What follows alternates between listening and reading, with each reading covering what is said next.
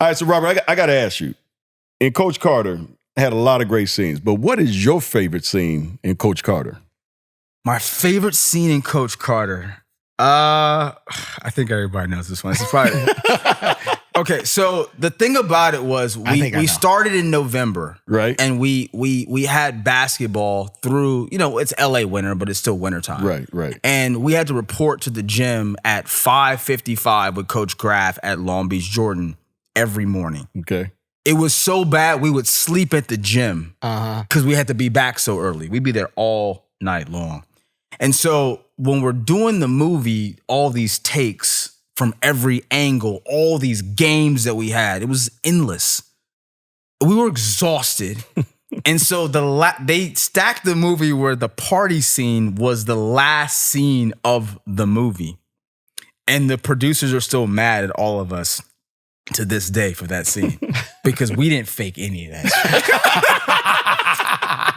We were out in West Hills at some mega mansion house. They had like a yacht that was in the garage, and we were drinking in the yacht. And Sam wasn't there yet because we got there at like 5 o'clock in the afternoon. We were wasted. So in that party scene, all the things when we're wasted and we're drunk, when we went in the pool, they specifically said, it was Charlotte Sumter and Brian Robbins, do not go in the pool. We don't have a permit for the pool. So me and Channing took all our clothes up on camera and jumped in and that splashed. And then we got all the girls in the pool and they was pissed. Then when Sam got there, they told on us. So when Sam walked up in the scene and he's like, Daniel, get your ass out of the pool. And then the cherry on top was we could not go in the master bedroom of the house. And then Antoine Tanner was in the master bedroom with a girl that on the balcony. Right, that was supposed to live there. Yeah. So that was that scene, all of that stuff was real. And the girl that I kissed in that hot tub that I met ended up being my girlfriend for like 7 years. So it's like that was probably the biggest in the movie sort of like final day. And we were like 2 days over. So it was like day like 92 out of 89 or some shit like that. I love that scene because when your dad said, get your ass out of the house, all right, Dad. You only get behind the scenes Coach Carter right here. Yeah, that was great. Yeah. That was great. We were drinking a Incredible Hulk. We had Hennessy. What the hell is Incredible Hulk? Hennessy and what's the blue one? Not Alizé, but the blue one. Hypnotic. Hennessy and Hypnotic we had in the Mountain Dew bottles. And we never, the producers were watching us get more and more drunk as we kept doing the scenes. Man. Oh my God. We were in so much trouble. That sounds like that was a good scene. One hell of a party. Anton and Rob. I don't think Rob didn't drink, I don't think. But all the rest of us did. That sounded like a good scene there. Yeah, it was a good scene. It was a good scene. We broke a lot of rules. But that's probably the best scene in Coach Carter. That and then the fact that I hit the game-winning shot on the first take. Oh, of course. Yeah, you got to throw that in. Shot. You know? That's why the reaction was so authentic. Like it was the master. I think we were behind schedule that day, and Brian had been my director. Brian Robbins, the producer of Coach Carter, had been my director on. He did Cousin Skeeter. Mm-hmm. He did all the things I did with Shaq. He was the director. So he comes to me and he's like, Robert Ri'chard, I'm counting on you. You have to hit this shot on the first take. I'm like, I got it. And then we did the play, and I did the floater, the teardrop, and it went in. And then I ran and jumped. That reaction was real. Right. The entire audience reaction was real, and we got it all. We had like 6 cameras out at the time, so we got the whole thing. It was great. Fantastic. I do my own stunts, Jackie Chan. All right, in this movie, Coach Carter, I mean, you worked with a lot of actors that were just getting their careers started at that time. I mean, Ashanti. Yep. Rob Brown. Octavia Spencer. I mean, Channing Tatum was just getting started. Channing's first movie. I mean, talk about all these. You don't know that the person next to you is gonna hit.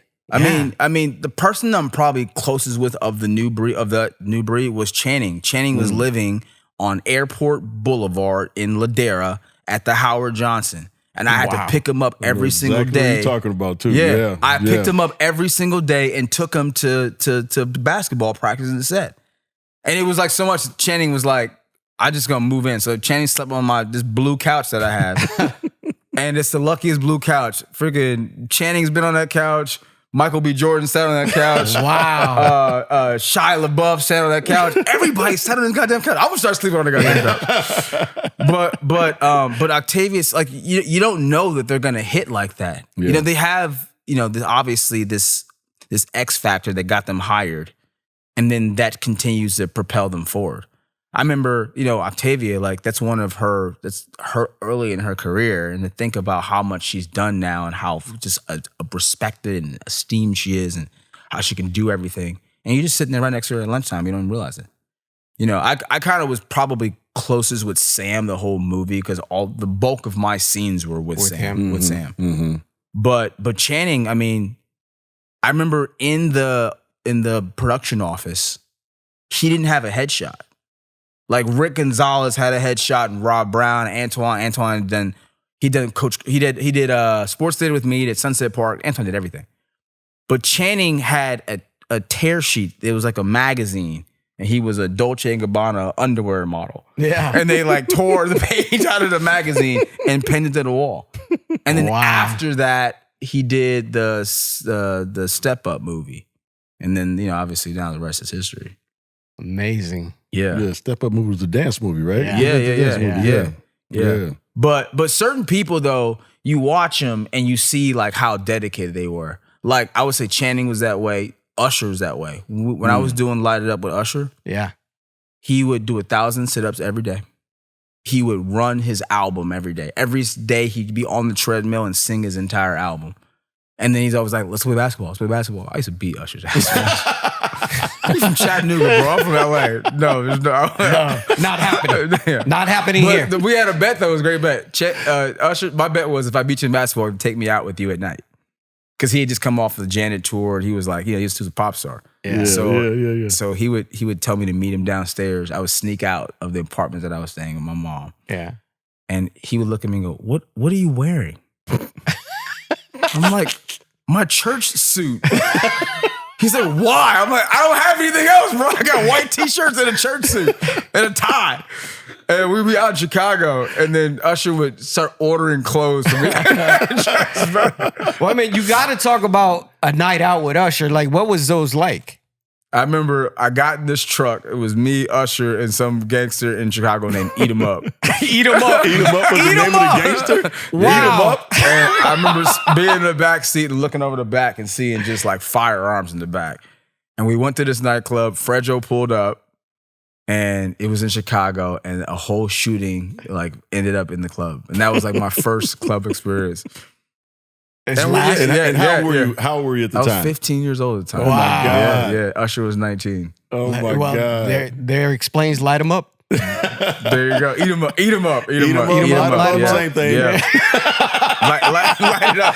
Eat 'em up. Light 'em up. Same thing. Same thing. Yeah. Same thing. But we were in Chicago at that time, and we were all living on the same floor. It was Forrest, Vanessa Williams, Rosario Dawson, Fredro Starr, who's in Beyond the Arc too.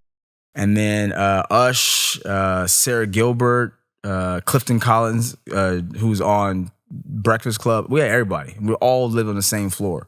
That was the heyday of making films. Yeah. The best ever was in the hotel in Toronto.